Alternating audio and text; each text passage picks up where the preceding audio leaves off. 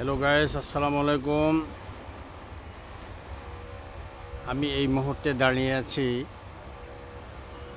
কুমিল্লা বিশ্ব রোড।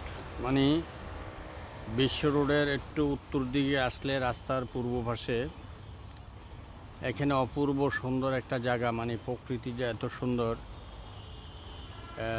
আর পিছনে দেখা যাচ্ছে অনেক সুন্দর, মানে আমার সামনে যেটা দেখতে পাচ্ছেন আপনারা, আসলে কি বলবো, আমার বলার ভাষা নেই যে আমি এত সুন্দর একটা জায়গা আসলাম। আর এখানে দেখেন এই যে কচু ক্ষেত, আর এই কচু ক্ষেতগুলা মানে খুবই সুন্দর দেখা যাইতে আছে।